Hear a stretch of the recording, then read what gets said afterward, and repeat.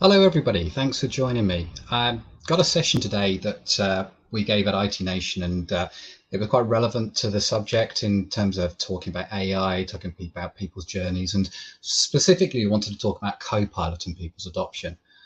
So, my background has been originally many years ago now. I was a graduate, and I actually chose to study in artificial intelligence and virtual reality. At the time, it wasn't that useful. This was a while ago now, and AI was fairly basic, but it becomes a lot more relevant now. I'm now working with ConnectWise. I'm a principal sales engineer on the security side, and AI has become really relevant in what we do. At least the conversation is there for a wide variety of products and services. So I wanted to talk about one today, which I think many of you will come across, and that is the use of Copilot in businesses. And there's a reason why I wanted to talk about this, and we'll expand a little bit more as we go through. It's not just because it's a hot technology. There's a bit more to it. So we'll cover a few things. So I want to look at the role that an MSP can play and the opportunity of looking at Copilot. I want to look at the generative AI risks, so we're not walking into this blind. I want to look at the best practices for rollout and the security best practices for making sure that when you do roll out a Copilot implementation, that you're doing it in a secure way. And then thinking about our ongoing security review. So starting out, yep, the AI market. Generative AI is really at a wild space right now. There is so much investment and development, and the companies out there are working very hard in terms of bringing some kind of adoption to the market. Now, we're largely going to look at commercial implementation of generative AI. If I'm talking about consumer market, we're going to see a large amount of consumer disruption, especially in the mobile phone market. But I wanted to talk about the commercial market because this is where the sort of space where most MSPs and SMBs are going to be looking. And when we're talking about AI, I'm specifically talking about generative AI. So generative AI is a force multiplier. We've heard the term, and what are we saying by that? We're saying that there is a large promise of operation improvement through the organizations. Where you can utilize this and create automation, there are many efficiencies it can use. Now, for most companies, when they are looking at the new technology, where do they start? They start with what they're familiar with. And most companies are familiar with the Microsoft stack. So, the likes of Word, Excel, PowerPoint. So when people are going to be dipping into AI, most times they're going to start by looking at Copilot, Microsoft's entry into the generative AI market. There are also other iterations. I've got a ChatGPT module there. It's version 3. We're now at 4 something. The models keep on moving on. But the point is, we're talking about a prompt-induced generative AI engine that's able to output results. If I look at the kind of trajectory that AI has been taken, we've got this what's called a hype cycle, and Gartner described this as the acceleration of how new technology is adopted, and they have a very particular view on this, and they interestingly put generative AI being between 5 and 10 years away from being at a plateau where it's generally adopted by everybody. It could be that actually it's going to go a little bit quicker than that. Indications show that maybe it will go quicker than that. But they have some reasons for thinking about that. But what we can see is that generative AI is very much at a peak of inflation right now. And that means that there's a huge amount of excitement, lots of investment in it. AI is here for whatever reason. We believe it's going to be here for, it's been invested by large corporations, and they're looking to make the most out of this. But some people are starting to see both those positives and some of the downsides. Microsoft are a very early adopter and investor in artificial intelligence and generative AI. Copilot's the most recent offering from them in the AI space, but they've previously done stuff with their Bing search engine and invested heavily in OpenAI. Now we could be talking about Gemini, we could be talking about Bard. Adoption in the market is going to play out over time. The reason why I'm looking at Copilot specifically is pretty much what I was talking about. People will go with familiarity first. And there's some other reasons as well. We could touch on the mobile phone market, but I don't really want to in this piece because I think that's very much going to be governed by the consumer market. People making emojis, placing yourself in Star Wars universe. It's going to be a lot of fun, but I'm not sure it's going to drive what we do in terms of business. So why Copilot? Why not your own large learning LMM or cheaper alternative? Well, really, the reason comes down to is that clones and copies don't always do what they say. We've got a nice image of a bunch of shoes, and that's generated by AI. Now, investments into things like artificial intelligence, there is a huge amount of money in it. And really, it is the next big sort of investment stream. We saw probably about 6-7 years ago, Bitcoin being heavily invested in, and there were a lot of investment opportunities. Unfortunately, around about 80% of those were scams. And we will see the same with generative AI. The majority of the investment opportunities out there are not going to pan out, or they are intentionally trying to mislead people. Now, the difference with something like Copilot is that Microsoft are in it for the long term. They're not looking to make a quick return and then get out of the market. They've invested in such a way that they have to make this work, right?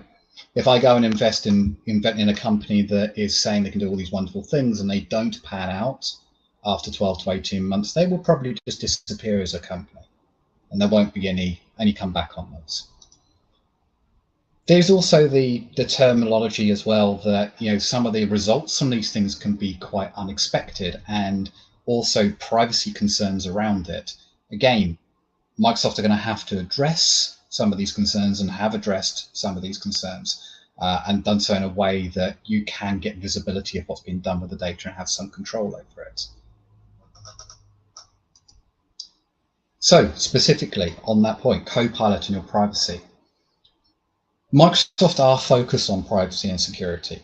It's a fundamental key point that they've got in what they do. They've not always done it the best of it, and they've had some recent problems which they have been addressing in the way they run the organization. But they've always looked towards what can we do to help with the securing of the services and products. But AI is a hardware market. I like to think of it as a hardware market. It's not really a software market. With the exception of potentially the mobile phones, where they make a lot of money from the app stores. But the big winners, at least at the moment, are the companies that are managing the compute power to run AI. So Microsoft, Amazon, Google, they're all infrastructure providers. It's the infrastructure that runs these models.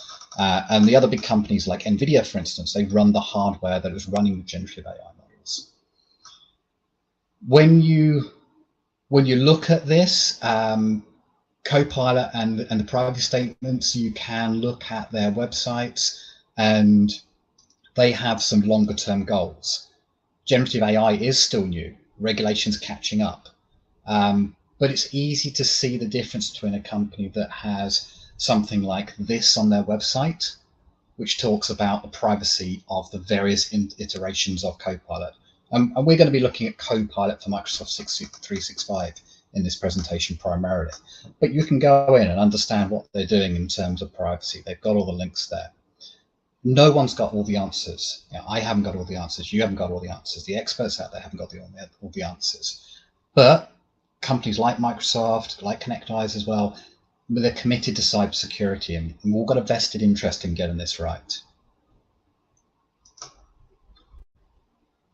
Well, what happens? So the won't wait, can't wait. What happens when you don't try to address the interest and opportunity, which is AI? Well, unfortunately, and we saw this when generative AI was just coming out, people will go and try to find their own iterations. their own ways of using it. They'll go and download ChatGPT. They'll go and use something on their phone.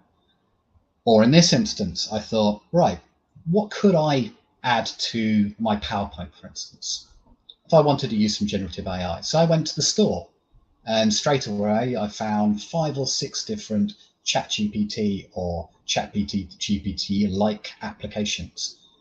I've got no idea of how secure they are, what they do with the data, where it's going to go. Yeah. And this is exactly the problem. I want to be involved in the conversation with customers that are looking at the use of AI, because I don't want them going down this route. I don't want them randomly adding an application and potentially suffering from the consequences of that. Which kind of brings us neatly to where I see the MSP role and the opportunity of Copilot. It's interesting to see that, and I work on something we call the IT Nation Evolve program, which means I speak to a large number of partners, and I work on our security partner program. And so I speak to a lot of end customers as well. And a lot of the feedback that I've been seeing is that people are well aware of Copilot, right? There's no lack of visibility there, but there's trepidation. People are not quite sure how it's going to pan out, what to expect. They're waiting to see what the interest is, and they're waiting to see what involvement they have. I don't really agree that that's the right way of challenging things and working with them, and I'll explain why. So right now, if you go to any independent study, it shows that around about 4/5 of businesses are looking to invest in some form of generative AI in what they do, making their operations more efficient, making automation run in their favor. And the majority of them want to do this in their organizations. The challenge of that is, if you are not the one having the conversations with them about how they can utilize Copilot, who do you think is having those conversations? They're either having no conversations at all, and they're just reading what social media tells them or whatever their form of news outlet is, or they're going to somebody else, potentially a competitor. We all want to make use of the promised productivity and the AI increase. Funny graphic there. We would all like to make use of the promises of AI, and that is that we will all have to work less and be able to do more. That may be the case, but only if it is used efficiently and used correctly. Copilot, you can think of it as a super sleuth. So this was a little playback to Clippy, for those that remember Clippy, the original AI Copilot. But Clippy was there just to give you basic answers and help you with using the new Office platform, basically. But Copilot goes a long way further. Copilot is like a virtual detective. It has access to all of your data. It has access to anything your users have access to. You can prompt it to go and retrieve information, and it does so based on associated information. It's an extremely powerful tool from a productivity point of view. Now you can use it to build on your presentations that are already there. You can get it to create new documents and templates. You can help it with creative content. You can help it create emails in your style, in your corporate style, in your organization style. These are all huge time savers. With that, you want to be able to talk to your customers about it. And your role, at least I believe this is the case, that the role of many MSPs should be as a trusted advisor. You should fulfill that technology piece in terms of how to guide them towards what their business objectives are through technology. Now, the key piece here, it's their business objectives. Yeah. Most companies have different goals depending on what markets they're in. They may have different goals depending on what they're trying to achieve, whether it's digital transformation, whether it's moving into new sectors or moving towards cloud.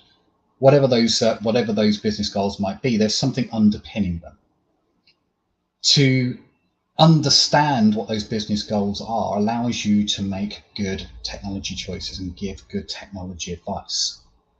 Yeah, and you want to be that person because you don't want them going elsewhere to get this technology advice. This will extend to using AI in their business.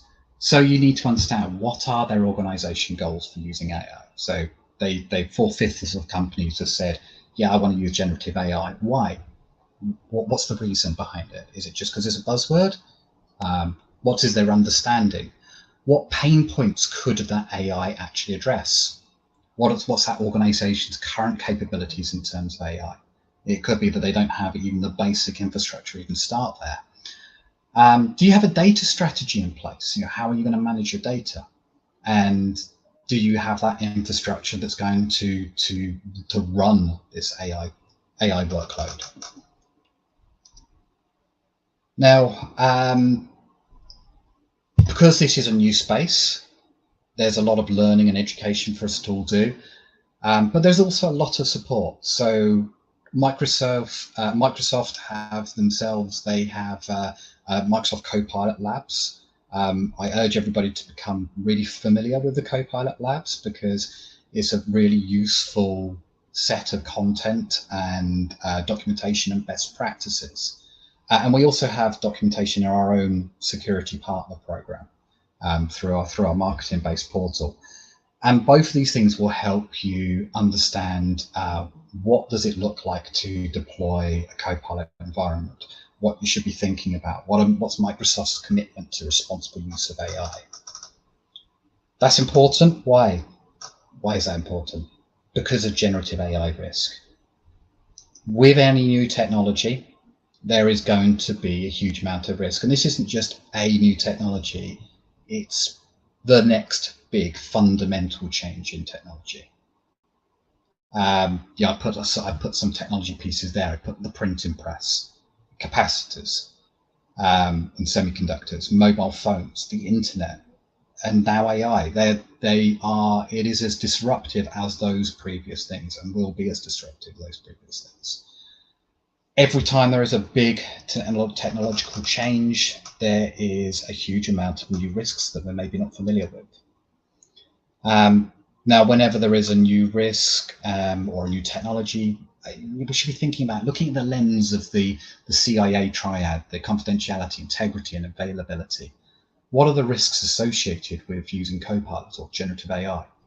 Well, there's some obvious ones. I think confidentiality is an obvious issue. If you're allowing something access to your data, how are you keeping it confidential? Integrity is less obvious, but equally relevant because some of the examples I gave, for instance, Copilot can help you create new content. And it does that by using your existing content. So what's happening in there? Well, if you're creating new content, how do you determine the accuracy of that new content? Equally, with things like Copilot, you can turn on external sources like the web. So you could have data coming from external sources, which very much likely isn't going to be hugely accurate. So we have to worry about the integrity of our information. And the last one's maybe less obvious again, but it's one of availability. And availability is an interesting one because right now there isn't the infrastructure to support mass adoption. It's one of those primary reasons why Gartner has that adoption scale being a number of years from now. I actually think it's going to be solved way quicker, and the availability issue are technology issues, but they're ones that will be worked through, but not without experiencing pain. Microsoft are planning to open another 100 data centers, for instance, to support AI workloads, and they're not the only ones. Globally, this is going to be happening all over the place, new data centers being open. And then you have the challenges of things like the amount of power that's consumed and the cooling that to go with it. Again, those are technology challenges which will be solved over time, or at least minimized over time. But in the short term, there's going to be that potential for availability issues. You will want to be thinking to yourself, is it a good idea to have my business critical processes running from AI? Because from my perspective, there's a much greater chance than previously that the data centers are going to be overloaded at times. At least the ones used for providing AI workloads. I think, though, as I said, availability issues are something that will get worked out.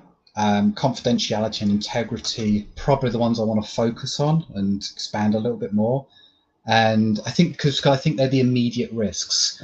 And the first one of this was, thinking about that super sleuth. In confidentiality, we should have principles of least privilege. I should only be able to access what I need to do my job. I shouldn't be able to access data that I don't need to do my job. However, that's not how customers' infrastructures are always deployed, how they are managed. People don't always notice the access they have. Sometimes we can have access to data that we really shouldn't have access to, and the only reason when nobody kicks up a fuss about it is because nobody knows. Well, Copilot changes that story because it makes it very easy to find that data. It's going to go and have a look and see, well, what do I have access to? Is it relevant to your query? And speaking, Jay Rice, he gave a great example here. He was at an event and was showing what Copilot could do. And someone in the room asked, can we see HR information around Jason McGee or financial information around Jason McGee? And weighing up the pros and cons, Jay was thinking, I don't know if I should do this or not. I'm pretty confident of our internal security controls, but this could be a big problem if I show it. He did run the query, but not showing everybody what came up. And fortunately enough, he was blocked from viewing that content. But it opens up a very real challenge of considering what data sensitivity looks like. Yeah, so a little example here. Show me the full payroll cycle for last month. Ultimately, you hope that Copilot's going to turn around and say, no, you can't see that. But somebody has to configure that in the back end. That's not just automatically there. The other problem in terms of confidentiality is the potential for exploitation by a threat actor, by a bad actor. Now, remember, Copilots are super sleuth. It can go through our data. It can find data very easily. Now, this is a real issue if it's used maliciously by a hacker. Someone gets hold of your account credentials, gets hold of your account. One of the things that they will be doing is trying to identify what intellectual property you have or sensitive data you have in the environment. That takes time typically. It's not always easy to find. With something like Copilot, you've rapidly increased the ability, given the superpower to quickly search for that information, and you ultimately you're going to bring down the dwell time. You're going to bring down your opportunity to find somebody who's doing this, and you're going to speed up their ability to find these things. Now, there are some controls around this, but basically what we're saying is that we're increasing the risk. We're increasing the risk by having this tool that makes it much easier to find data that you're looking for, because it can be abused. The biggest threat to most companies is going to be intellectual property damage. And my belief is that this is going to be something that's going to just grow. Now, intellectual property is data that is unique to you as a company or can be damaging that gets out. As AI gets more mainstream, data and intellectual property are going to become more and more valuable because artificial intelligence models are trained using data. They don't function properly if they don't have good data going in. Now, they've had good data recently because there was open season on data. There was no regulations, no rules, and models could be trained on anything. That is all tightening up. It's going to get harder and harder for data being fed in. There was a good example recently, and we've had a couple of examples here. We had Samsung banning the use of ChatGPT. We had Amazon warning people not to use ChatGPT. I think they had ulterior motives in that, but the point was Samsung, especially, they suffered an intellectual property damage, a leak of information that was fed into an OpenAI model, which was effectively then the ownership of OpenAI. And that led to sorts of changes in the regulations and how they do things. But we're seeing this more mainstream adoption, and we're seeing things like For instance, there is cases where the New York Times took OpenAI to court over intellectual property damage. And it wasn't so much to do with the fact that the data had been accessed. It was more to do with the fact that they themselves saw the value in that data and wanted their own AI models. And they actually have a subscription paywall in order to get news articles that are written by AI and written by their reporters, but based on their own internal training data. Data becomes valuable.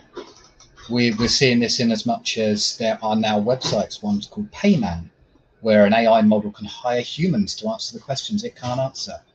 Perhaps in the future, all our subject matter experts are going to be employed by the AI models.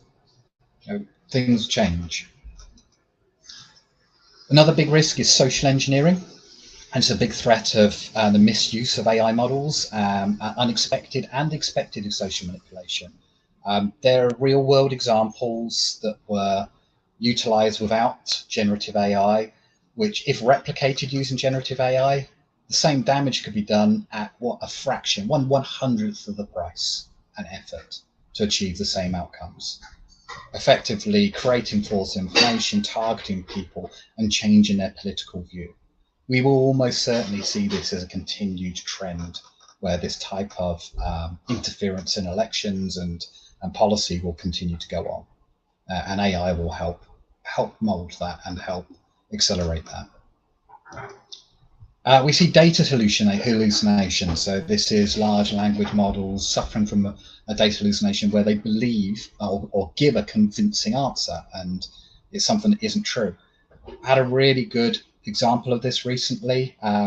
Google had their own search engine, AI-enabled search engine, and one of the things that was going around in the media was that somebody was searching for how to make their pizza topping stick better, and the answer it gave back was that you could put non-toxic glue into the sauce. Now, of course, nobody's going to do that. Or hopefully nobody's going to do that. And you can see, if you understand AI models, how it got to that, because it is the process of association.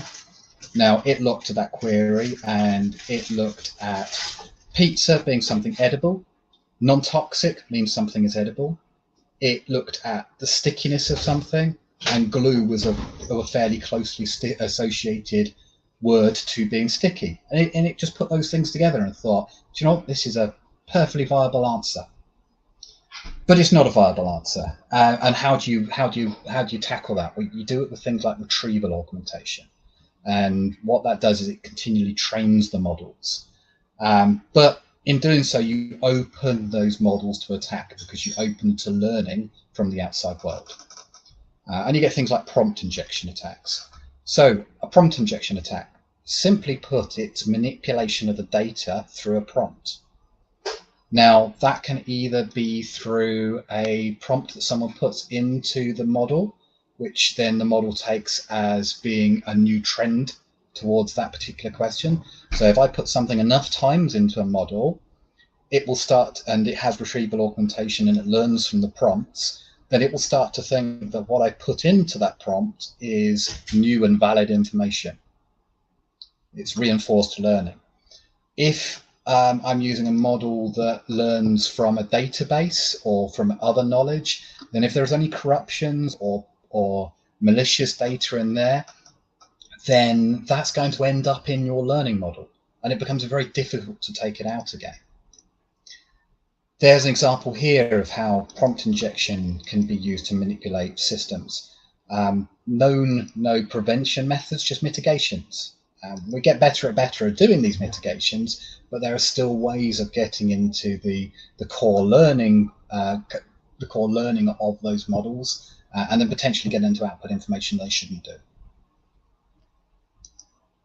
There is data poisoning. So models are only as good as the data they're based on. So I gave a couple of examples about those models could be corrupted, those prompt injections. And the problem there is if they are learning from the information you put in, then they can be manipulated very quickly. Previously, we've seen chatbots which have been turned into racist bigots within 24 hours, right? It's a massive problem. This is an example, and it's meant as a joke, but it demonstrates how a model can be manipulated to produce results that can be offensive. Yeah, we can train this model to come up with offensive answers fairly simply. There is the opportunity and risk of AI training AI. As I said, AI models are based on large amounts of data. It becomes more and more difficult to find that data, to feed that data. People have found very good results from AI models feeding another AI the learning data. They can get very quick and accurate results by doing so. The issue is that you also get very unexpected results. You can't accurately predict what those results are going to be from an AI training an AI. We additionally can see a large threat where malicious behavior or intent is hidden in some of that training data, and you end up with a model which does something completely opposite to what it should be doing. Because of this, regulation has come up. It's trying to catch up. There's advisory and guidance and from the NCSC and from CISA on how to develop AI models in a best practice manner. But there are also regulations for the use of AI. And they go along the lines of the outputs need to be measurable and expected, and the risks of human behavior needs to be minimized. These are all good things, and they will slow down some aspects of AI, but they will uniquely slow down the areas of AI that probably shouldn't be getting developed as fast as they are. So how does this all apply to your best practices for rollout with Copilot? Well, as I said, you should be getting yourself familiar with the Copilot Adoption Hub, and this is a really good resource in terms of understanding what a typical deployment and journey looks like. You can prepare and plan for engagements. They have material that can help run through that. They have questionnaires that can help run through that with your customers. You can understand from the engagement process, you can do an assessment for what are the business goals from the stakeholders. You can showcase what Copilot might be able to do for them. You can help jointly develop a business plan and how Copilot's going to address some of those concerns. And then ultimately you can configure the Copilot onboarding with a wizard, and that's going to prompt you to set up some of the things like data privacy, signing the licensing, sharing announcements to the end users, and helping speed up that onboarding process in a secure way. You are also going to want to get familiar with this Purview, and specifically the AI Hub. Now, Purview is a Microsoft platform that is part of their security suite, and it is going to be very, very fundamental in terms of you identifying and continuously monitoring the risk of using a Copilot-based implementation in your environment. There's three parts to it. There's discover, to protect, and comply. And there's some best practices that are evolved around that. So the first one is managing your data permissions. You need to manage your access control and permissions to your data. If this is something that your customers are not familiar with or have concerns over doing, they are not ready to utilize something like Copilot. You 100% need to have data permissions in place. You remember the use case I gave where we said, go and show me all the financial information, or go and show me what everyone's been paid. Copilot will 100% do that if you have not marked those documents as sensitive or created the appropriate roles and permissions so that only people who are in the roles that are specific to that can view it. It's just enough access. It's that principles of least privilege.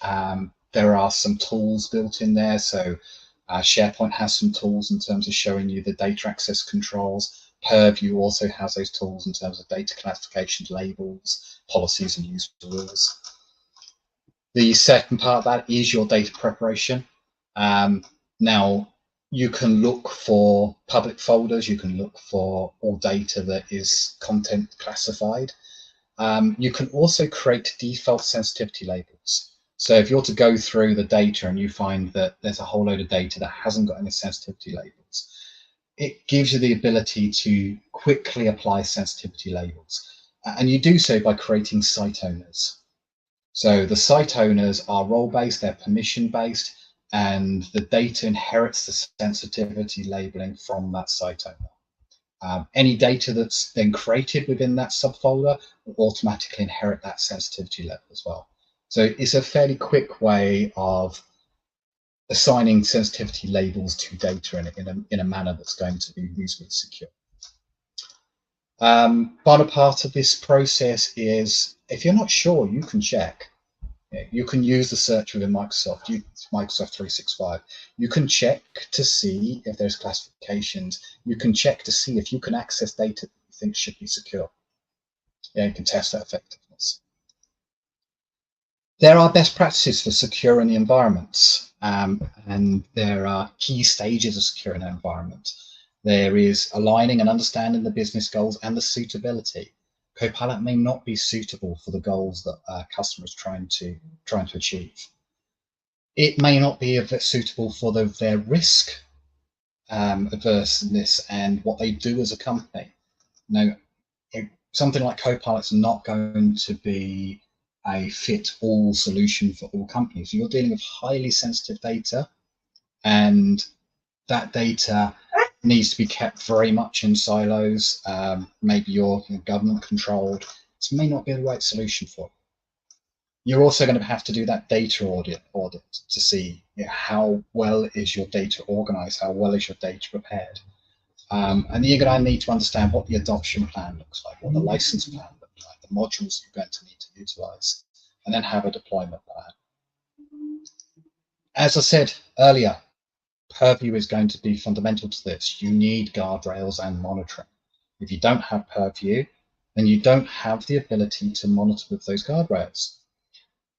It's going to be your biggest friend in this, in terms of managing, in terms of applying controls, in terms of doing e-discovery, in terms of applying data loss prevention controls, so that data doesn't leave the company through Copilot searches. And you can get caught out. It is perfectly viable to buy a Copilot 365 license that will work across your whole O365 instance without utilizing Purview, without having the ability to see what it's doing, what data people are accessing, and having any data controls. You don't want to be in that situation. It's not a cheap solution. You shouldn't be trying to cut corners by not getting a license like E5, for instance, that should include access to Purview. So, yeah, my advice, don't enable Copilot without Purview. Very bad idea. AI, it should be treated as a high risk but high reward technology. Deploy it appropriately. Don't give it complete keys to the kingdom if that represents too much risk for what you do as an organization. There's always going to be companies this is not going to be the right solution for. There's going to be others that are going to really accelerate what they do. It's going to be ideal. You also have the Copilot Admin Center. So from here, you can set sensitivity labels, retention policies, communication compliance plans. You can do audits and e-discoveries. So audits and e-discoveries are useful because they allow you to understand how are people using Copilot. If you have issues where somebody reaches in and says to your organization, we believe you've got data about me, so like a GDPR request. You can use things like e-discovery to find instances of the data.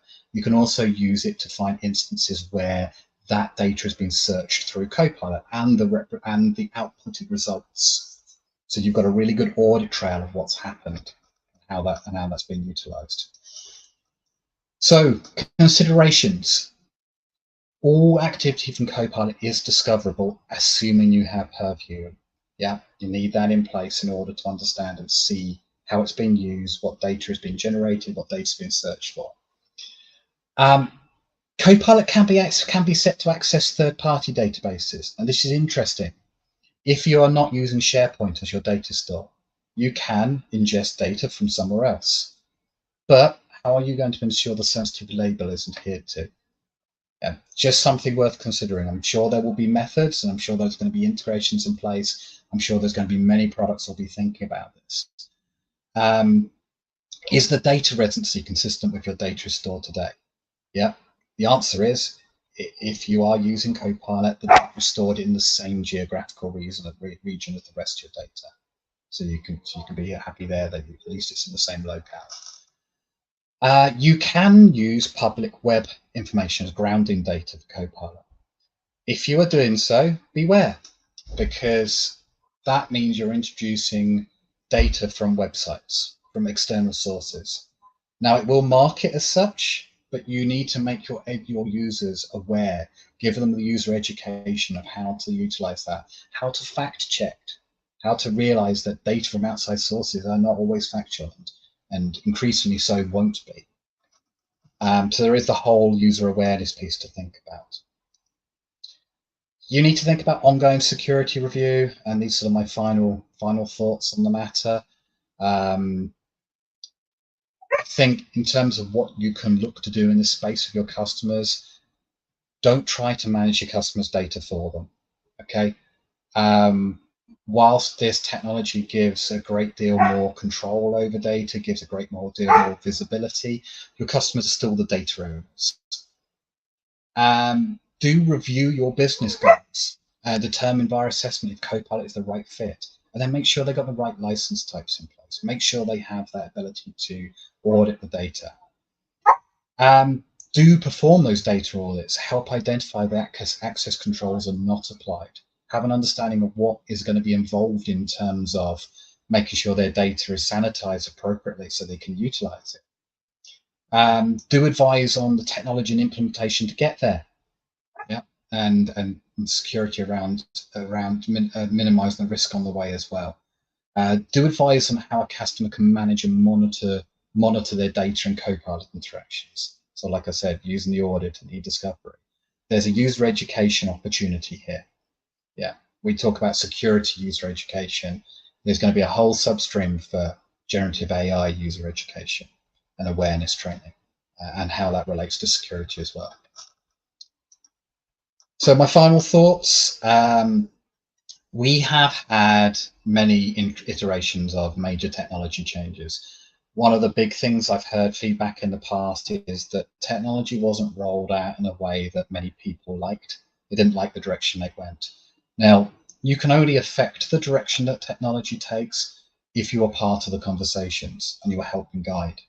So one of the reasons why I put this together was to try to encourage people in the MSP space to do that upskilling, get that understanding, get that learning so that they can get ahead of these conversations, not sit there in trepidation to see what pans out. Because guess what? If you sit there and see what pans out, what will pan out is that people will go and businesses will go and implement this without having thought about some of the technological risks behind it.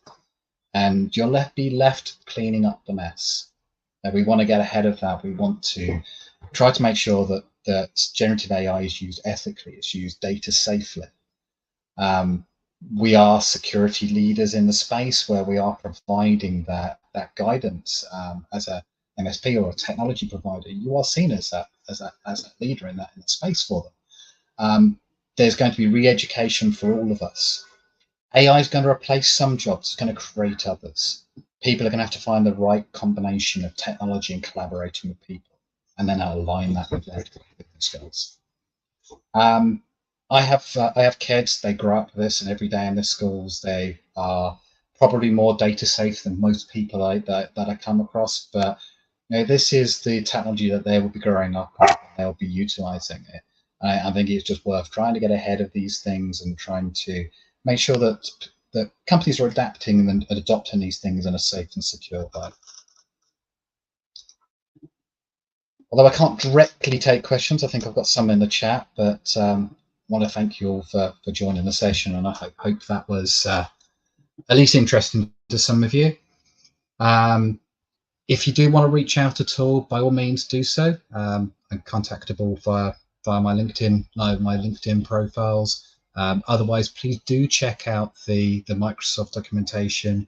Please do check out the documentation that we share in our security partner program. Looking forward to speaking to you again.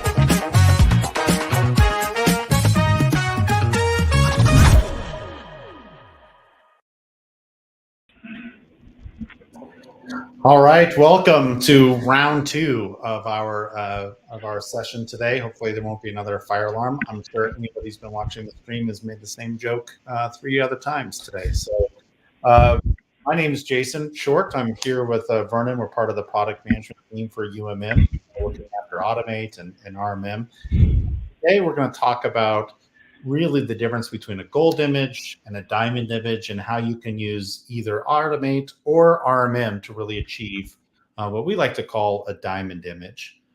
So let's first kind of maybe start with defining what a diamond image is. And gold images, generally a long utilized term, do have some inherent problems with them. One, and it's kind of coincidental, but they are malleable.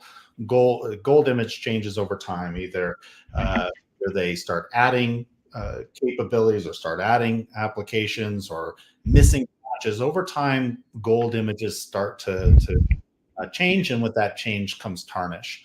When we look at what a diamond image is, that's something that is truly hardened against outside attacks, or hardened against user interference, hardened against things that just happen to a device. A application goes missing or service gets stopped. Diamond images are also clear and transparent. You really have good visibility of what's going on in that device. So, as I mentioned before, what we're going to try to do is talk about how to turn those gold images into a diamond image over the course of this session. We're going to do that in three big areas. I'm going to move ahead there, Vernon. Yep. One is we're going to look at policies, setting up policies in both RMM and in Automate to really achieve automated management of those devices. Second is scripting with customized fields. So as we have to respond to something that happens on a device, automatically being able to utilize custom fields within both Automate and RMM scripts. And the third is patch management. One of the biggest areas that we can do to harden devices and ensure they're fully patched against vulnerabilities, and how patching works in both RMM and Automate. All right, so we're going to kick off and start talking about policies, or actually just settings in Automate. This is one of those areas where we cover it in Automate. I'm sort of giving you the state of the state. This is something that you're going to see more matured in the RMM package, but Automate is really, truly powerful. There's a lot of ways that you can actually define different settings within Automate. The problem with Automate sometimes is there's too many different ways to do that. As a partner, one of the first things that you're going to want to be able to leverage are what we call extra data fields. These are customized fields that exist, and you can define those fields. You can define them at the company level, the site level, the agent level, but Automate goes crazy, and you can actually set those on tickets. You can set them on network probes. There's a pile of different places you can set extra data fields. Really super powerful when you're using Automate. Second place you can do this, if you're a coder or if you're using a plugin that was written by a vendor that's integrated into Automate, there's the equivalent of these capabilities at the individual company, site, or agent level, where partners can actually, or vendors can actually add different settings and different configurations at each of these areas. This is a screenshot of Third Wall, and I'm at the location or site level, and you see all sorts of different settings that can be defined for Third Wall to cover endpoints when we're doing this stuff. The third option is in Automate's patching on the groups, we actually have different settings you can apply there through what we do call patching policies, right? It's focused purely on patch management at that time. But again, it's another type of setting, and these settings are applied to groups so that you can actually push out these settings to all the group members. When you look at this, there's three different things here. There's not one centralized way to manage it. And when you start looking at Automate, There's no one standard way to configure anything. That increases the learning curve of Automate, makes harder for you guys to get up to speed on how to actually configure things. Oh, that's a plugin. Oh, that's patching. Oh, it's that the extra data fields that I defined. They're all different, and they're all at different levels. What you'll see is most of our partners also have centralized on setting most of their settings at the site level. I have no ability to actually set things at different layers, like at the default. All of my companies and sites should have these settings versus I got to have carpal tunnel and go from site to site, set the same settings over and over again, which is a level of frustration. And realistically, you're just having to learn different configuration options for every single integration. That is, a struggle. We gave you a lot of flexibility, and vendors that integrate have that flexibility, but you've got to actually deal with those differences between everything. So everyone's attempting to do their own logic, and I can tell you that ConnectWise has messed up that logic of, hey, this is set at the company level, but this is set at the site or the agent level and overrides it. I can tell you that our vendors have also struggled in creating that logic themselves, right? It's more of you can build your own logic, but that means you're responsible for building your logic and for the errors in your logic getting things done. There's no consistent way of getting things done as a vendor or integrator. So I'm going to kick it over to Jason. He's going to talk about policies, which is a more consistent way of doing the same thing that Automate does with settings. Yeah, thank you. We did try to take some of the learnings we had from Automate when we built out RMM to build a slightly different structure. And really in RMM, we have first a collection of policies, but policies themselves are a collection of settings. And we'll talk about packages in a minute, which is a collection of policies.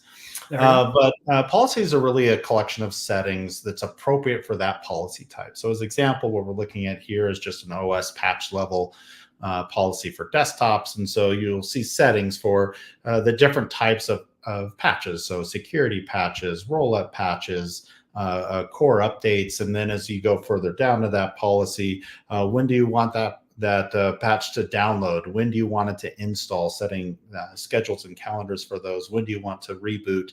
How do you want that reboot message to look to end user? I'm just using this as an example, but in RMM, there's a collection of policies.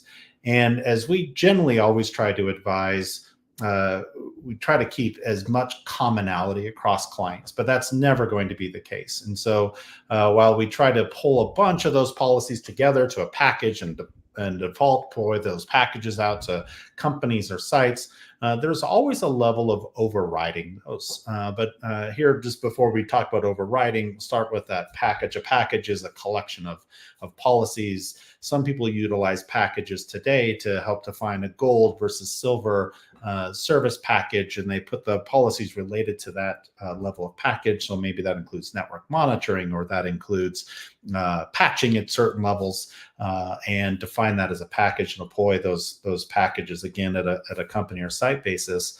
And it's really an easy way to bring a whole collection of settings, which move to a policy, and then a whole collection of policies that move to a package. But there is always that need to override things. And so we want to talk for a minute about the hierarchy of overriding packages. And what we often see partners do, and it's a great best practice, is to start with your overall defaults.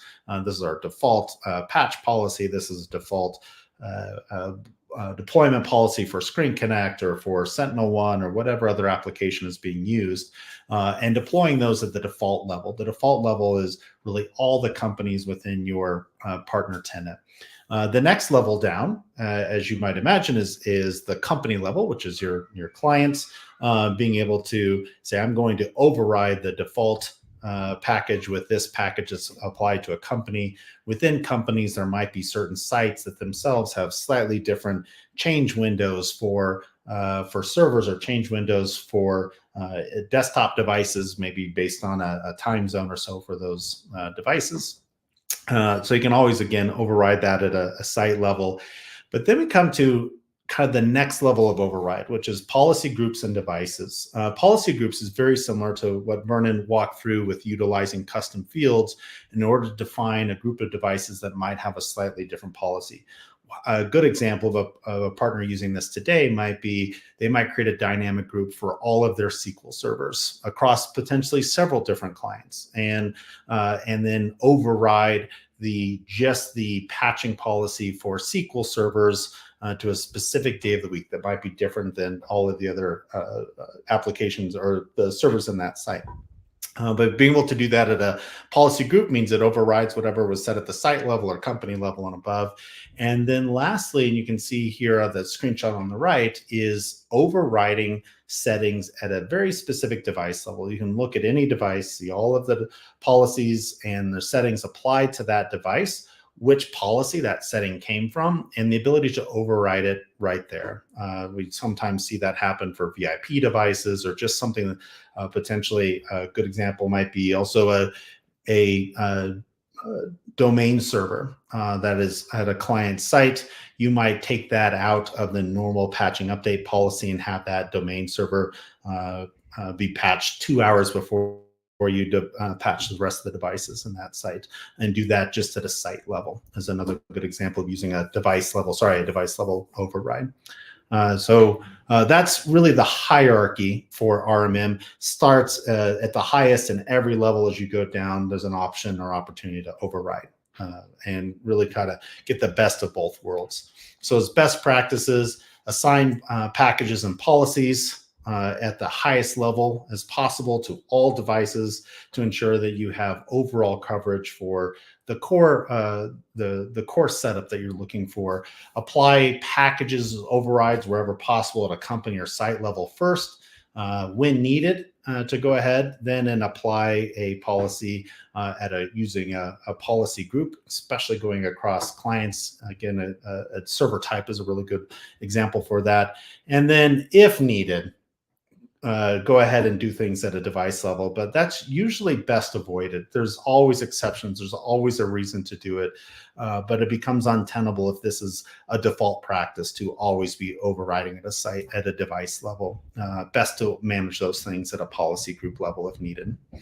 Here's a quick link to documentation if you want to read deeper into how to set up policies and packages. We also have a number of videos that we have on our Mastering RMM series that's been running for the last couple of months. All right.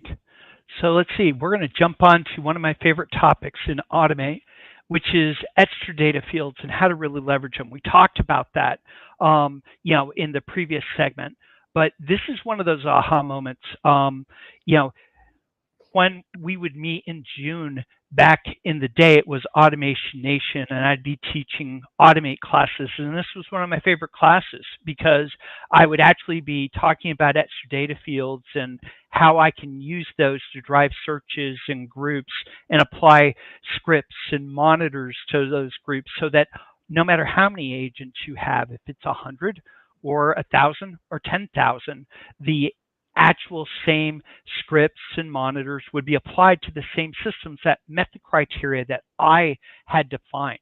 And one of the things that would happen about maybe 10 minutes, 15 minutes into that is you would see the light bulbs go on, people start scribbling notes. Now, realistically, I can't blame them because when I first started using LabTech, it took me about 2-3 months with the original developer to understand what he was trying to do with this. And then once you understand it, it is incredibly powerful. You can build any kind of group membership you want that is way more efficient to actually apply monitoring and automation to groups than it is to individual computers or individual sites or things along those lines, right? So if you take this away and you're an Automate user and you haven't done this, this is really very powerful. So here's sort of the flow, right? I need to install Chrome. I've decided that at my individual locations, I want to have a checkbox that I can go and I can check and say, hey, look, I want Chrome at all the machines at this location. Well, that's great. So I build this extra data field at the location level that I can go in and check when I'm onboarding a new client and say, great, for this site, I am going to push Chrome, right? Then I build a search. I'm not sure why I'm concerned about Bitdefender here, but I'm building a search where, hey, the location EDF is set to Chrome is checked, right? But maybe instead of Bitdefender, it should say Chrome is not installed, right? And I can actually check that because Automate is pulling the software inventory, right? And that change there is really important. We're going to talk about that when we get to limit twos in the group. So let's blank out where you see Bitdefender. Not sure what I was doing during the fire drill, but I must have changed it. In that Chrome is not installed. Right now, I'm going to set up a group where I'm going to auto join all of the agents to that group if they meet that search. If at the location level I've got the checkbox checked and Chrome is not installed, then I'm going to go into a group. Right? I'm going to use a script. I'm going to apply it to that group to run against that group on a fairly regular basis. And, you know, that's, hey, took the words right out of my mouth. And once Chrome is installed, there's no longer a reason for that machine to be in that group. Matter of fact, my search said, and Chrome is not installed. Well, Chrome is installed. So if I've defined this as a limit to search or a limit to group, then it will use that search not just to join the group, but to say, oh, your last install of Chrome worked. Chrome is on it. So let's move Chrome out of that group at this point because I don't need to keep trying to reinstall Chrome. Instead, the limit to will just remove the machine and I'll just have machines that haven't received Chrome yet at this point. So this is a really super powerful solution that, to be fair, Jason's heard multiple times from multiple RMM partners, hey, this is the way I do an Automate. How can I do that inside of RMM? Well, thank you. And what's kind of start out with, in some cases, what we've tried to do. That's right. I changed the order. Okay, good. In some cases, what we've tried to do is take some of the most common of those flows and make them one-stop shops. And so Vernon just talked about what you would do in Automate in terms of I want to deploy Chrome. In RMM, since that's one of the most common things is software deployment, we added a new monitor type called an application monitor. And in this case, just like the gist is the same, beginning of that process, I'm going to create a custom field. That custom field is at a site level for deploying Chrome. But here, what we'll do is we'll use an application monitor and we'll target it at that group. That application is going to look to see if Chrome is installed. If it's not installed, then we will run the automation task to install Chrome. And then if we now see that it is installed, we'll go ahead and close that ticket. It's really kind of a one-stop shop to do some of the series of activities. And we've done that specifically with application monitors and a couple of other areas, because that's some of the most common workflows that we saw inside of Automate. And I wanted to kind of draw that contrast to, you can do the same things on both of these tools. RMM is we've really tried to create single sources or single workflows for that within for some of the most common activities in Automate. But if we go to the next slide, we'll at least talk about scripting, just like Vernon talked about. Scripting is used often to target, or custom fields are used to target devices. But one of the other common use cases is utilizing that custom field within a script. So example here might be a deployment key, or it might be a deployment, a location, and I want to pull that from a custom field into my actual script itself. In this case, it's a pretty simple set of steps. First, I'm going to create a new task.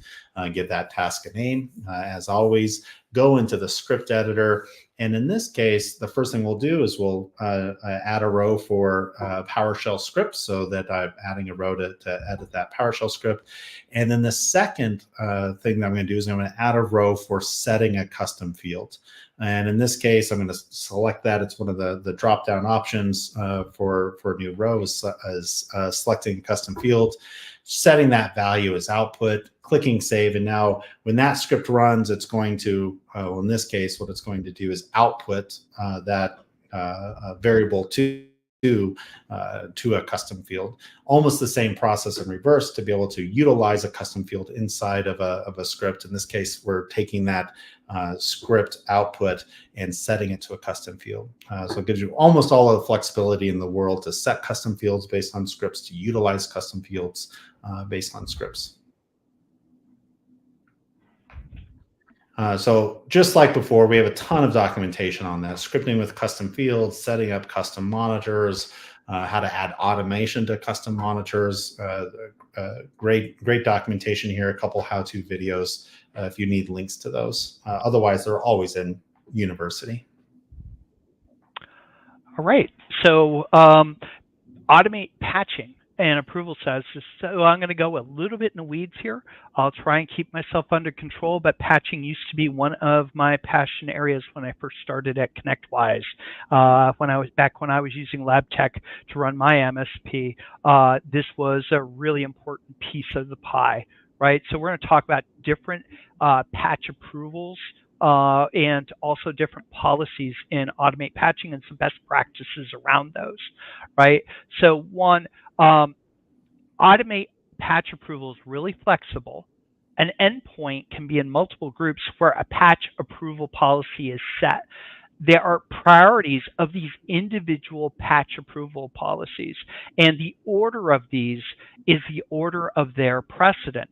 You can be one agent in 5 groups. 4 of them are, hey, go ahead and approve this for installation. But if the 5th one is a deny, the deny will always win. The remove will always win, right? Now, if you're 5 times approved, of course you're going to be approved. And if you're 1 approved and 4 ignores or 4 not sets, then the approve will always win, right? So this is very, very flexible. It gives you the ability to have, hey, here's my default settings, but here are my overrides because of special use cases, right? Here's my Microsoft SQL Server, and it's running a unique line of business app, and I want to deny this service pack because I know it will break that line of business application. I have to be careful to put just the machines with that line of business application in that group, but then I can target them with a deny, and while I'm installing every place else, it will be denied for that line of business app, and it won't break, and I won't have to roll a truck in the morning, right? So that's really important. Now, been involved for a long time. Was talking to education resources, and they came out with this really unique an acronym that I had never thought of ever. But if you can remember the word drain, that is the order of these, which was shocking to me after like 12 years working with our education team, and no one wanted to tell me this. But I can guarantee you that we did not plan for that to happen, but that is one of my big takeaways. The word drain will give you all of these patch approval status orders. So let's talk about a couple best practices, and I hit a couple of these already. I'm lazy, I'm in IT. I want to do the vast majority of all my approvals on a single default patch approval policy. I don't want to approve my patches for every one of my customers. I want to just say, look, for 99% of my systems, these are the proper approvals for these patches. Yes, I do not want Skype installed on my systems. I might deny that at a high level. But remember, I can never install Skype if I deny it in the default approval group, because all my systems by default will be in that group. Instead, I want to have more defined exceptions, like, hey, maybe I only want something to be installed on workstations, or maybe I want something blocked on my servers, right? You should be more and more specific, and you need to be really careful with deny statuses because it is totally the trump card. It will overrule anything. If you're in one group that has a deny, that patch will not be deployed by Automate. You may have it deployed on the local machine by someone pushing it because we don't block that. However, Automate will never push that stuff out. All right. So one other thing with patch approval groups is, and this is a lesson I learned the hard way. This is a dental software example. However, my experience was I had a credit union and we were doing Java updates on them. Well, everyone knows Java back in the day was the source of a lot of malware, and I want my Java versions up to date. That's fantastic until you go to a credit union where all the tellers run a Java application, and that Java application can't take the latest version of Java. That's a very, very bad day, right?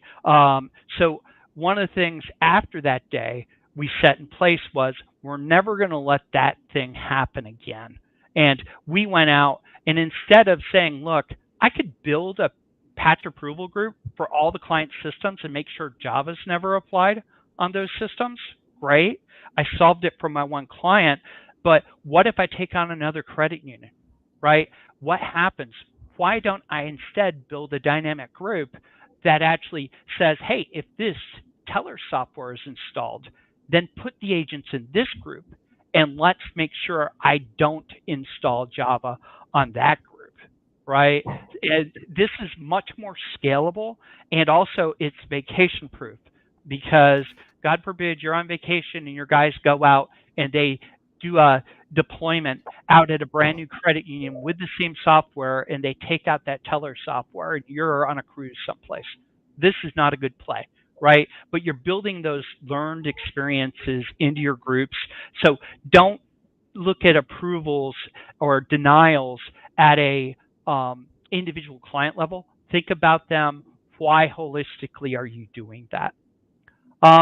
Also, we're going to run through patch policies here real quick. There's multiple different types of patch policies: Microsoft, third party, reboot, and the approvals we just talked about. As you look at this and you're applying these to groups, the lowest level applied is going to win out. So if I have an actual patch install servers that says Saturdays 3 to 5, but my machine is in the patch install servers domain controllers, those are going to be done on Sunday 3 to 5. And that Sunday 3 to 5 policy for install actually overrides the default server policy that you see set up above, right? So that is how you want to look at these approvals. And again, I would challenge you here to not do client-specific groups when you're setting these policies. A real common use case is, hey, we install, Mondays, all of the workstations, they get patched during the day because everyone leaves their laptops off or they're powered off at night. But on Saturdays 3 to 5, we actually do all the servers. Well, what happens if I can only go on a third Thursday 3 to 5? I could go out and do a client-specific one, right?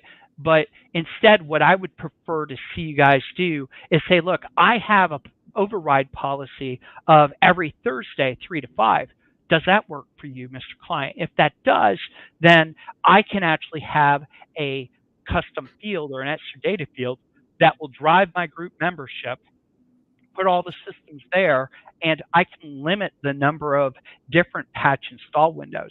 Sort of handy to know when your patches are installing, because you don't want to always be worrying about whether or not you're patching every single night all the time, right? The more consistency you can breed in your configuration, the more you can scale your support numbers on systems. So again, want you to not think client specific, think about Windows specific and offer those as alternatives when they don't like your default window instead. So best practices. Remember that an acronym, one default policy to rule them all, and then make limited exceptions to it where you need, and try to make your exceptions much more client specific. And I'm going to kick over to Jason. We're going to talk NOC patch approvals. Yeah, thank you. So just like with scripting and custom fields, we did try to, as we built out RMM, one, take some of the best of both worlds of command and of Automate itself, and also solve problems with a slightly different method. And today, we kind of want to go over NOC approval for patches. So everything that Vernon laid out in terms of creating dynamic groups that you might use as your patch test group, being able to approve patches, all of those things are definitely possible to set up the same way in RMM. However, we try to take some of that burden off. And we have a NOC that has been functioning for years and years, and we do a review of every single Microsoft security patch. Our overall SLA for that is about 7 days. So as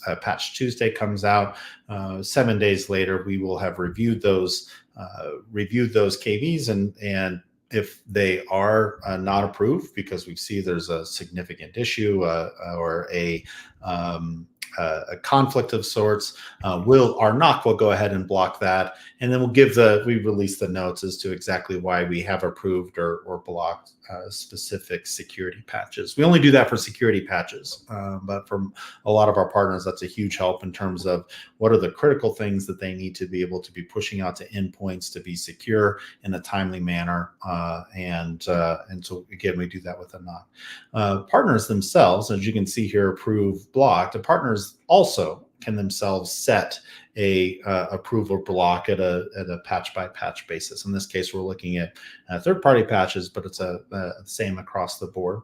Also on the screen, for any one of those patches, you could quickly drill down and see how many endpoints require that patch, and you could do an override of a policy if needed to deploy immediately, deploy those patches. So the first and most important part there is that the NOC is doing a level of that, of those policy overrides. We did look at a policy screen a little bit earlier in the presentation, where we looked at there's a lot of other additional setting types that you can choose, and there's a couple areas I just want to highlight. The first is that there's really core 3 steps to patch management.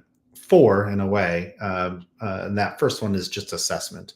RMM assesses the device every 4 hours, regardless of whether you set a policy for it or not. The second is download. So once the assessment runs and we see that a patch is required for a device, the first window is a download window. And best practice for almost all of our partners is to set that to immediate.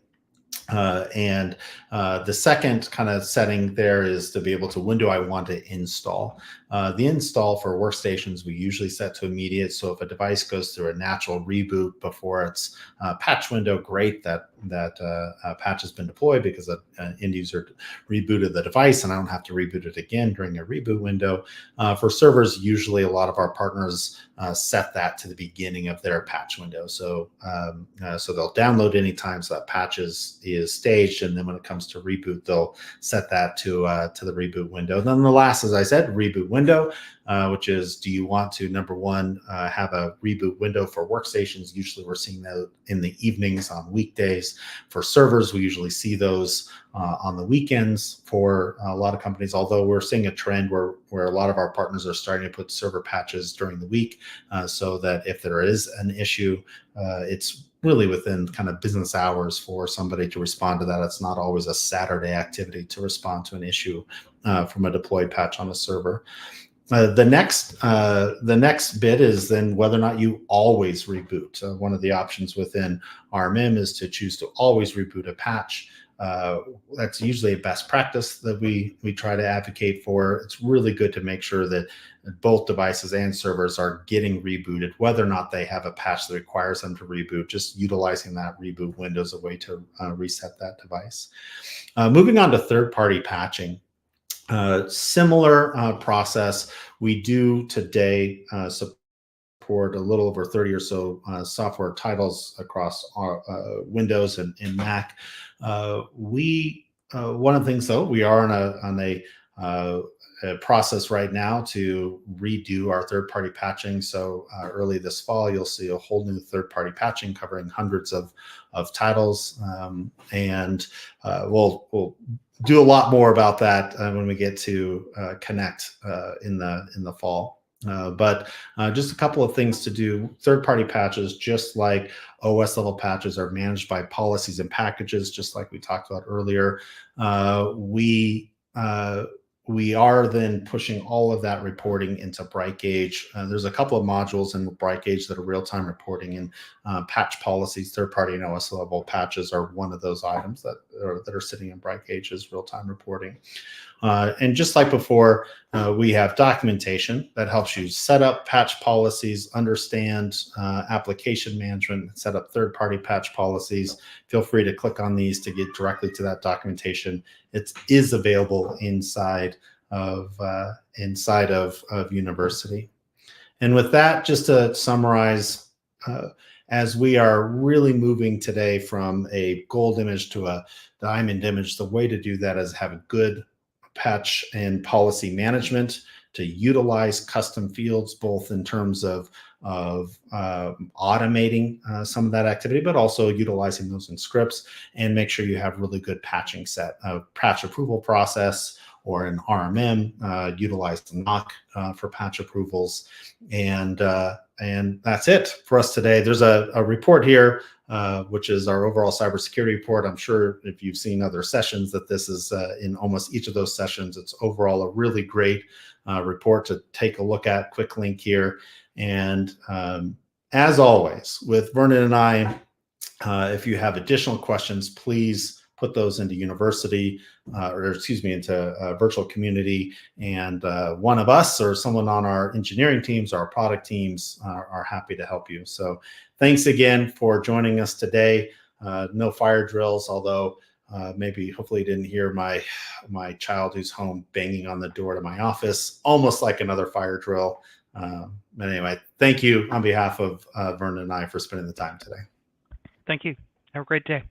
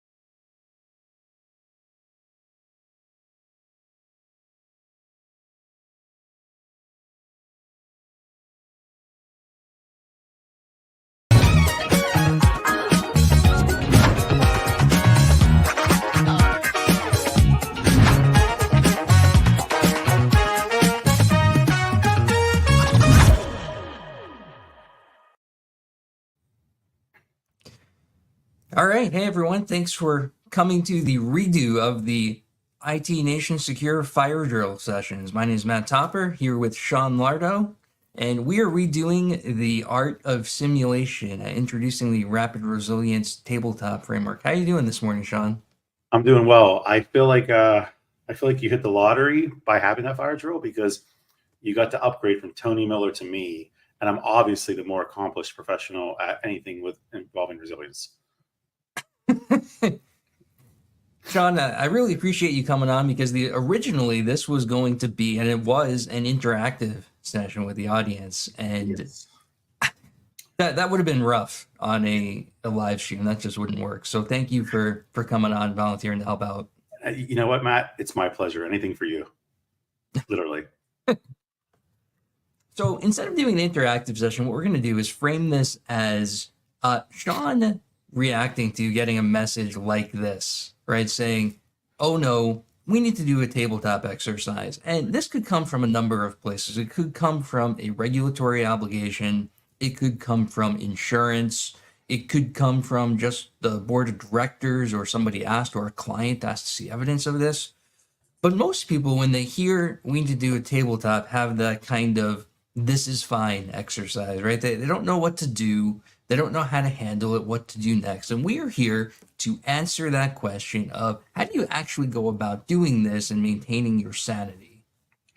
I love the image because that makes absolute sense. I think most of us run by the line of ignorance is bliss. It'll go away. It'll work itself out. Exactly, right? Just sweep it under the rug or just try and get something done so you can check the box and move on with your day. And that two things result from that. One is there's absolutely no value in doing it. And two, you don't get to improve at all. No. So what are tabletop exercises? Pretend that you've never even heard about this. Maybe you heard the term somewhere. Maybe you saw it on the agenda for IT Nation Secure and said, man, forget it. I'm not going to that session. Tabletop exercises are a way to practice your incident response plan, how you would handle things, and doing that in a safe, informal, stress-free environment, right? You can have things go wrong, you can run into problems, you can do anything, and in fact, that's the point. You're supposed to run into problems, you're supposed to find the things that you're weak at and improve them. They're opportunities to continuously improve your incident response capabilities. That's all it is. I like to say, I did a session at previous IT Nations called What Happens If? That's all it is. It's going around the table saying, what happens if this happens? How would we respond? What would we do here? That's it. I totally appreciate that because it's almost so when I was in the military, we call these contingency plans, right? You're making a contingency to the contingency because you know something's going to go wrong at some point. So you're literally just figuring out what to do, when to do it, how to do it once everything hits the fan. Have you ever done one, Sean? In the military, yes. With incident response, no. This will be my first. I can't wait. I'm super stoked. Well, we're going to build one. Yes. Yeah. So let's say Sean got this edict to do a tabletop exercise. And one of the first things that he might do would be just to Google some existing frameworks and existing methodology. And what you find when you do this is likely the CISA tabletop incident response kit or the tabletop exercise package.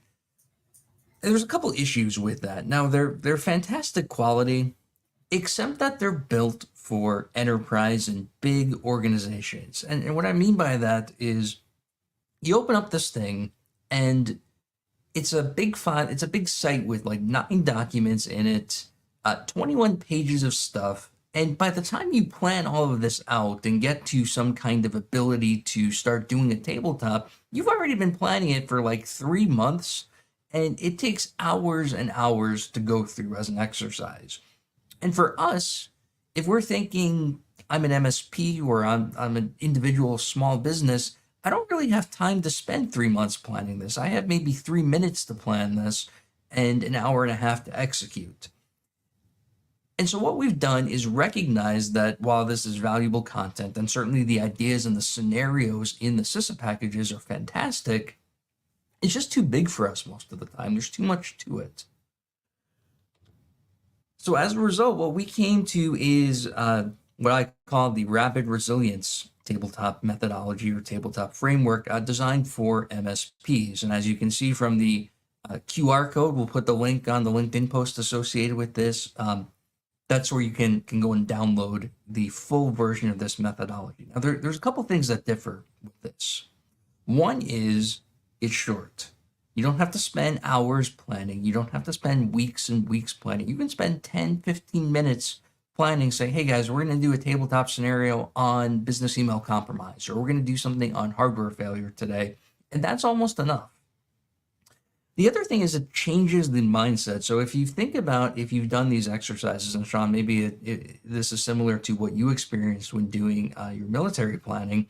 The traditional framework is very antagonistic between the person facilitating the exercise and the group doing the exercise. And what I mean by that is you almost get into this mindset that the facilitator is trying to win the scenario. They're trying to pull one over and outsmart the participants. And it's really the wrong way to go about it. The facilitator really is there to try and help the participants find their own weakness. I almost hate to say it because I'm not that kind of nerd exactly, but it's kind of supposed to be like a dungeon master, right? It's supposed to be someone just trying to guide the exercise, ask the right questions, but otherwise staying out of the way. The other way I've heard it described is that you are a non-player character in this. You are just there for the ride. You're there to guide things. You're there to facilitate the exercise, but otherwise stay out of it. So you're leaving Let the participants, go for it. you're leaving them to their own demise, essentially. Yeah, more or less. It's like teaching a kid how to ride a bike. Eventually, you have to let go of the handlebars so they can just go. It is, right? And the reason for that is when as an MSP, you start doing this with clients, you're there to help them also realize that the answer to their incident response plan is not just call you and do nothing else. So question. You're there to, Question. You're there to facilitate. Who's documenting it? either you or if you're with a big group, then somebody is designated as kind of a secretary record keeping role. Perfect. Usually you can do it yourself. The other thing that I would recommend is if you're doing this over a Teams meeting or a Zoom meeting, just record the meeting and go make the report and document later. That way nobody really has to focus on note taking during the meeting. Perfect. So you can download the Rapid Resilience Framework, and we'll put the link in the chat, in the LinkedIn post, wherever. So let's talk about how to get started. So a couple of things come up. Sean already asked one of the questions with this. Who from the MSP side would be involved in this? What I have found is that account manager, VCIO, technical account manager, whatever term you use for that role in your organization, tends to be the right person for it. They usually have the mix of technical and interpersonal skills for this. Techs, we are not always as good as this because we're not necessarily good meeting facilitators. We don't necessarily have the right interpersonal skills. We're just techs. Now, bring the tech to the meeting, of course, but you want that kind of person who just has a really good relationship and is good at leading meetings and has that personality to do it. From the client side, usually it's the primary contact, but if the primary contact is not a C-level exec or someone who has decision-making authority, you may also want to bring that person in if you can get on their calendar, right? It's not always the easiest thing to do in some organizations,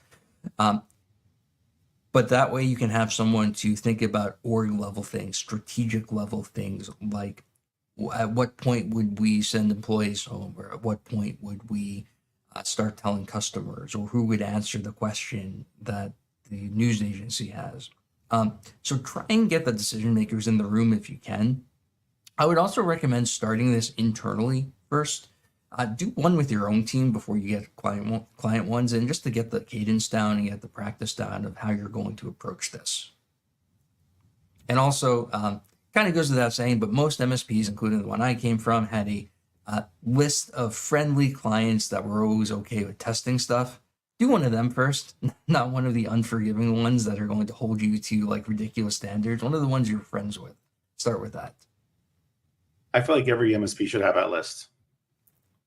right? They should have their own list of people that they can do more with and get away with it, to learn more, to do collaboration. It's such a good point.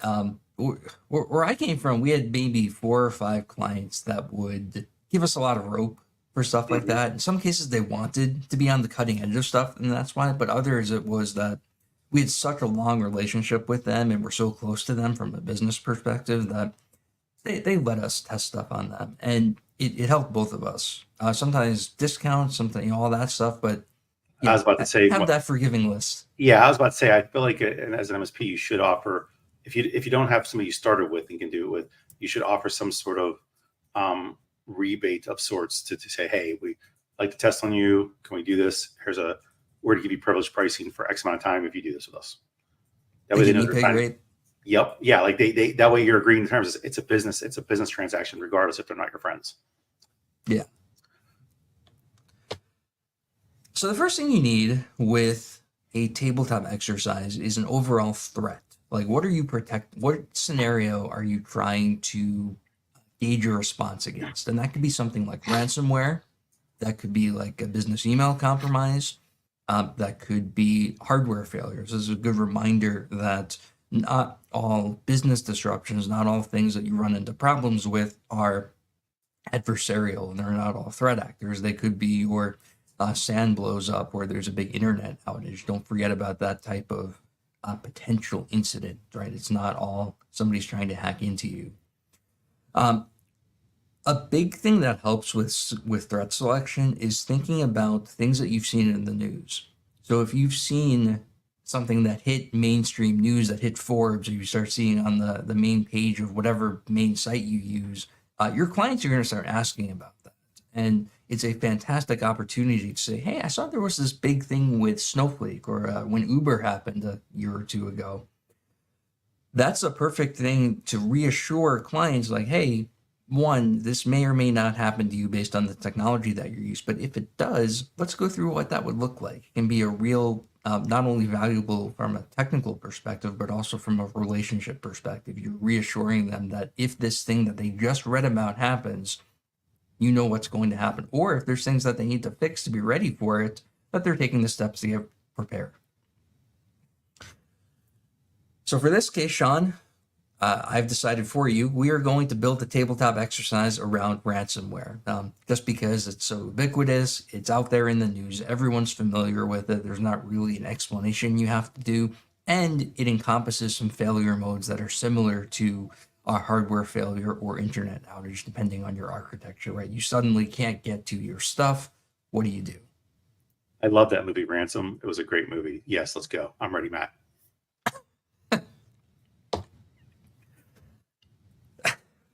So after deciding on ransomware, on your threat, you have to do your initial impact. And the one I put on the screen is very obvious, right? Somebody might call in, somebody might submit a ticket. Hey, I got the ransom note on the screen. What do we do next? But I want to talk about there being an element of triage to this. And what I mean by that is you can spend a lot or little time on triaging depending on what your audience is. So for example, in ransomware, you might start with somebody calling in and saying, hey, I can't access the shared S drive. You don't even know it's ransomware yet. And then you go down the path of how do you figure out as an organization or as a troubleshooting team, how is this thing that happened ultimately lead me to finding ransomware? Same thing can happen with a denial of service attack. Maybe I can't load the website, and your team gets to the point of troubleshooting and figuring out, we can't load the website because we're under a denial of service attack. Or you can just start it right out with, you notice that you have a denial of service attack, or you get the ransom note and just go to your response from there. It really depends on who's in the group. If you have support techs or initial responders in the group, then you might want to spend more time triaging. If you're looking at something that's a little more operational and high level, as far as what the coordination would look like, then you might respond with, we know it's ransomware, let's go from there. Is there a certain staff you should have on task for this regardless? Like skeleton crew should consist of this title, et cetera? Yeah, you probably on your side, you want somebody from your service delivery team, like a technician, service desk, lead tech, if you're structured that way that your clients have leads. And you probably want somebody from your management team, like your service manager or the equivalent position in your organization. That's the person who will be coordinating things and doing boots on the ground work. So you can have that person, the person doing the work and the person coordinating the work, and ideally, the person who will be communicating with the client should be in there as well, so that you all talk about what you're going to do and who's going to say what. Is there also, would it make sense to build out some sort of hierarchy org chart to give to the client of who they should have involved? What, when you sign them as a client, even like in the event of incident responses, you should have these people associated with this. Yeah, absolutely. So what I would say is, if the client has an incident response plan, and hopefully you've spent some time talking about roles and responsibilities and what that looks like for the client, bring that out and follow it along with it. There's an element to this of, you should respond the way that you think you would really respond in an incident. And what I mean by that is, if you have an IRP, an incident response plan that somebody wrote for you, and you like filed away off in the corner and never look at it again, it may not be valuable to use that during the exercise, because it's unlikely you would use that during a real incident. If you think you would actually use the incident response plan during a real incident, take that out and follow it during the exercise. But the value comes from emulating how you think you would really operate. So if you have an IRP that you made to check the box and don't actually use, don't bother. You don't get any use out of the exercise at that point. So the initial impact, one other thing is to make it pretty generic and pretty, don't share a lot of detail during this. You want that to come out during the exercise. So what I mean by that is, you might say something like, somebody calls up, they have a ransom note on their screen. What do you do next? You don't necessarily, during the very, very first thing you say to the group, get into, I have this ransom, it's this particular strain. It happened on, Friday, June 22nd at 2 p.m. Like, don't go into that detail. Let that come out naturally. Just say, you have this thing, ticket came in, what do you do next? And then get out of the way. So you don't hit Control-Alt-Delete. Do not do that. Okay. I feel like it's the most appropriate thing to do. It could be. So a couple of ground rules we always like to... I love you entertain me. It could be. I like that. Thank you, Matt. I appreciate it. You're welcome, Sean. So a couple of things to keep in mind during tabletops. This is a no judgment zone. You need to create an environment that everyone feels confident saying stupid things in. Really bad ideas might come out, things that don't make sense. That's okay. That's kind of the point. This is confidential, and it's important to remind the participants of that. So your clients, especially when you're doing this with clients, you need to be able to feel vulnerable during it. And one of the ways to do that is to reassure everybody that it's not going to leave this room. If it comes out that, hey, it turns out we're not really prepared for this at all, they need to be able to feel free or feel comfortable saying that in the open. And ensuring everybody that it won't leave this room is one of the only ways to do that. Same thing with being unsure, right? You might not know at all what to do or have any plan, or realize that the plan you had is completely going to fail and blow up. It's okay to say that. You need to encourage the group to participate. Now, just like any other facilitated discussion, you can't necessarily force someone to participate. That doesn't always go well. But you need to create an environment that everybody feels comfortable participating in that. And what I mean by that is, let's say that you have somebody who started 2 weeks ago, doesn't know anything yet, still getting acclimated. They're in this exercise and they need to feel comfortable saying, hey, I don't really know what to do here or what the plan would be. That person could be the on-call person next week. And just because he's the new guy, doesn't mean that he needs to stay in the corner quiet while the guy who's been there 15 years starts talking. So just keep that in mind. Give everyone a chance to participate and share the floor. If you have somebody in your group who's a very strong personality, who likes to just take over the entire monologue and nobody else will get a chance. One of your jobs as a facilitator is to help move that along. Make sure that everyone else gets the floor, everyone gets a chance to speak. All you have to do is say, hey, Sean, do you have any other questions? Or Sean, anything you want to add? Or whoever the quiet person is. Just make sure that everyone else has a chance to speak and then listen. Everyone has good ideas, or some people have good ideas, and give all of them equal flooring. That's it. Those are just some of the basics to go through during a tabletop. And most importantly, as you can see from the picture that goes with that, any guesses what that rule is, Sean? Don't be one of those guys. Well, what, with Beavis and Butthead? I'm just thinking, actually, you saying this, watching this, looking at the picture even, it almost reminds me of an EOS framework. People at the EOS have a facilitator. They structure the who talks when. It's actually in order to make sure everybody gets their involvement in this. It says they have to say, ask what they ask. So I do appreciate that. Now, question is there some sort of outline structure for that to build this first? Is there a place for a facilitator to pull information to know how to facilitate? So there's a lot of info about that in the document that's downloaded, and the rest of this is going to go through things like questions to ask and what to do when the discussion stalls. That's the remainder of the live stream. So, all right, perfect. I'm going to shut up then. I'm going to watch you talk more because you're so invigoratingly captivating.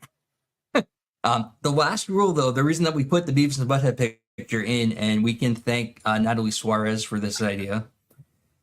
Don't be a butthead. Right? Just don't. Everyone's here to learn. You should have her record, because I can picture and hear her saying this. You should literally have her record herself saying this on a video, and then we should loop it into this every time you want to say it. Like every time there's something that's a mistake, that somebody being a butthead, literally just kicks over to her and it plays that quick, her saying "Don't be a butthead." That would be fantastic. You can get like that old Staples easy button and just press that when somebody starts. Yeah, and it's Natalie. Don't be a butthead. It's literally her on a video saying "Don't be a butthead," because literally she's perfect for that role. It really encompasses just everyone's here to improve, and people are going to say stupid stuff, and it's okay. Don't be a jerk about it. That's really all it's trying to say. Well, I feel if you go into the call knowing that there isn't any of you that know what you're supposed to be doing, or trying to figure it out, there should be a level of humility to this conversation, right? Because really the end goal is to develop a plan that's going to work when something does happen, regardless. So it's such a good point. If you go into the call saying, I already know everything, there's no, what am I going to get out of this? You're going to get nothing out of this.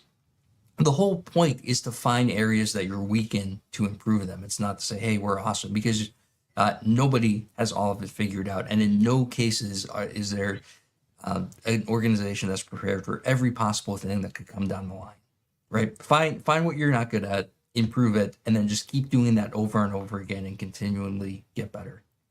Actually, as you keep talking through this, it reminds me, we call it a quick reaction force or quick response force.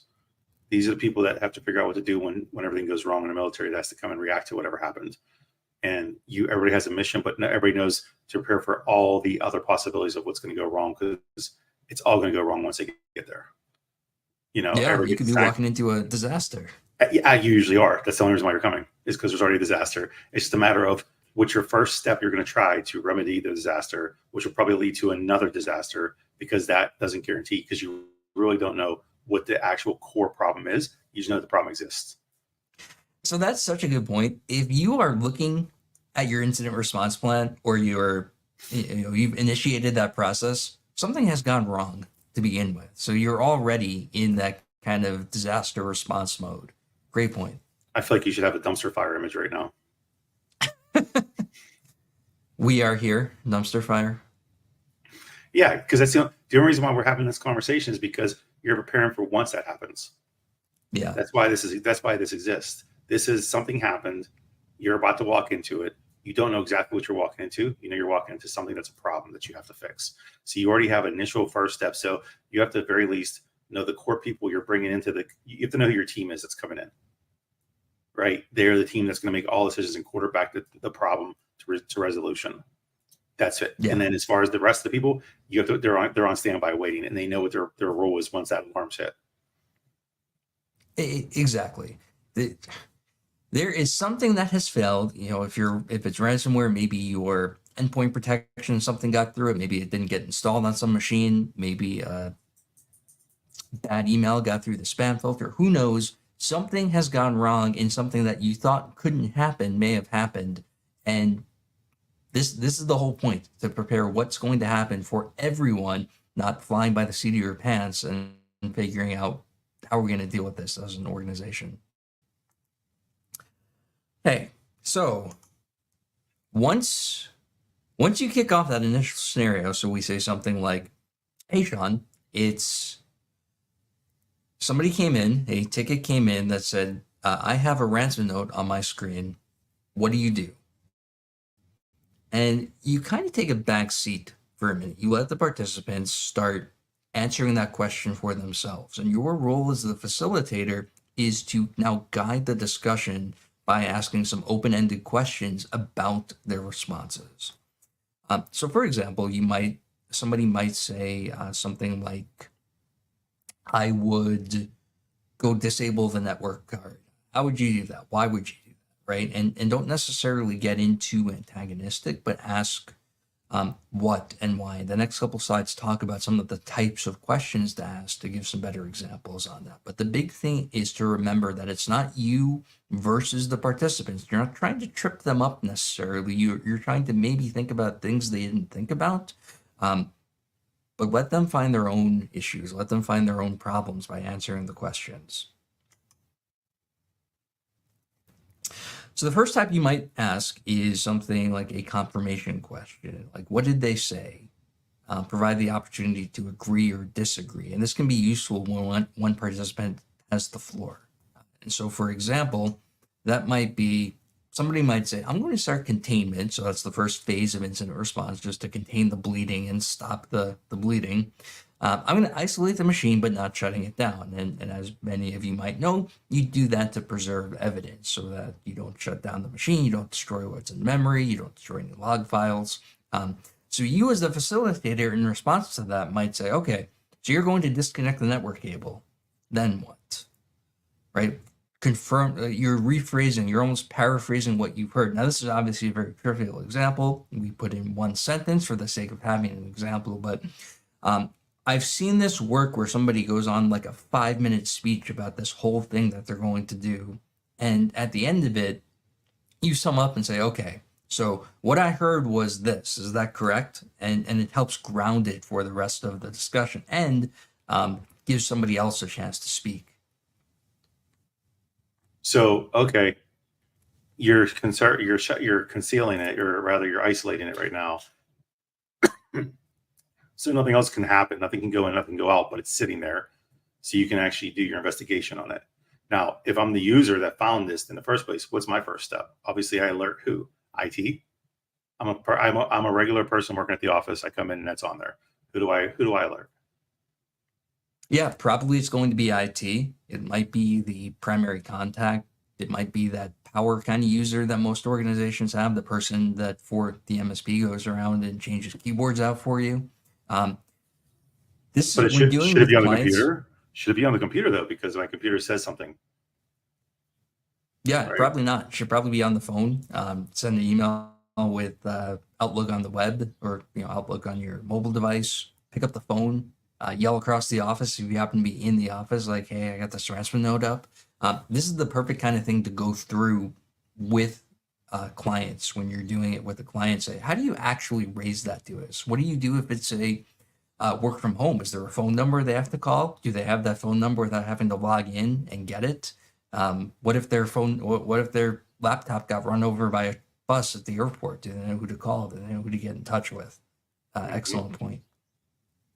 Yeah, I think that's important. I think, again, part of contingencies, I think we need to know that how to do that, because if my computer says there's something wrong, I shouldn't be on it anymore, really. Especially if it's a ransom note. Right, Sure. Exactly. That's what I'm saying. Like, if I see that, I should know that I better stop touching that. Yes, you can make things worse. You can give the threat actor more access. Mm-hmm. The think it's an important conversation to be had. Obviously, we don't have enough time for all of it today, but my God, we could drill down to every element of this and talk about how to really react and why you shouldn't. Yeah, that'd be a great conversation. Mm-hmm. So the next type of question you might ask is a curiosity question, the 5 Ws. And usually that's why, but you can get into what specifically would you do? How would you do that? And the benefit of this is to uncover ideas that the group might have missed. It'll make much more sense with the example we put up. Hey, I'm going to take a packet capture of this, right? It's something that almost every tech says. And I might say, why? Is this something, are you sure it's a network problem? Are you even qualified to read a packet capture? Do you know what you would do with that when you get that? Do you have a way to view all the encrypted traffic? Almost everything is HTTPS now, and the packet capture is just a bunch of random garbage. Do you know how to deal with that? And what that gets into is making the participants think about, is this really the right next step based on the question you're asking? And oftentimes the answer is no. And when they hear that, when they hear the idea challenge, they might say, oh, actually, it would make more sense to do this instead.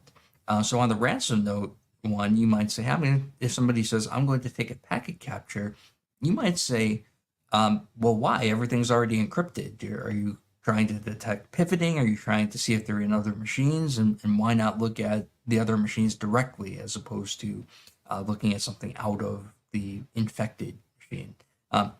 May or may not make sense in the specific example you're working with, but the point of it is to just dig into the ideas and see if they hold up under scrutiny. 5 questions that are W. Is there anywhere I find this in that? Is that in that document as well? Yes. Good. Just asking. I always liked how I always like how gets included in the 5 W questions. Yeah, I was wondering how that works because it's not a W. I mean, there's not even like it's at the end, I guess. So there's a W in it. Is that the cheating? It's W at the end. I suppose. I mean, it's there. So I guess I'll. That's the only thing. That's the only thing I can figure out. The last type is consequence questions, and what you're doing with a consequence question is you're tracking state in a way. So for example, we just talked about, hey, I'm going to isolate this machine. And then somebody might say, hey, I'm going to kick off a virus scan on the machine. You might say, well, wait a second. That machine has no network access anymore. How's that going to work? Or you might say something like, yeah, I'm going to have our power employee, right, our guy who helps us out at that client, go swap out the network cable for us or go shut something down or whatever. And you might say, well, wait a second. The ops person who's in this meeting, we just sent everybody home 2 hours ago. So how does that work, right? You're tracking the consequences of actions. The other thing that this really comes with is we just decided that Joe's on vacation, so he can't really do that, or he's a remote employee. We don't have a way to do that now. He's not qualified. So you're really tracking the consequences of your actions. That's why they're called consequence questions. And you as the facilitator, this is a case where the facilitator having some tech and InfoSec experience can help. You don't necessarily need to be a cybersecurity expert. Just tracking the implications of actions that you took previously can lead into saying, well, wait a minute, we need to do this thing. So let's go back to that decision of sending everyone home and realizing we can't send one person home. It can be anything. Doesn't necessarily need to be sending someone home. Doesn't necessarily need to be plugging a cable. But every action you take has some kind of impact on the scenario, and your job is to track that to some degree. You don't necessarily need to get a whiteboard and track every little detail, but if you notice something that causes a problem based on a previous action, just point that out to the participants, to the group with a consequence question.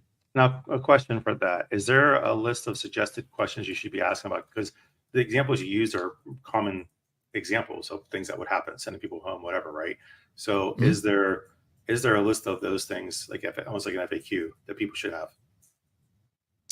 Yeah, so that's also in the document. But what I've also done is made some example scenario guides. So for example, there's one about hardware failure. So these are the types of questions, these are the types of consequences that might come up, these are some things to ask, these are ways to phrase the initial impact. You can also get that on the shared link. And if it's not there, I'll put it there. Perfect. I think it's important because I know you're not thinking, it's almost like a packing list, right? Don't forget the pack. People typically forget to pack this. Don't forget. I love it. That's a great way to phrase it. Mm-hmm. Hey, so we talked about how to launch it. So you have your initial impact, you have some questions. Now you've kicked off the scenario. Now you're going through the discussion, and you ask questions, and eventually the discussion starts to kind of peter out a little bit, or you get to the end of the discussion. What you do next are called injects.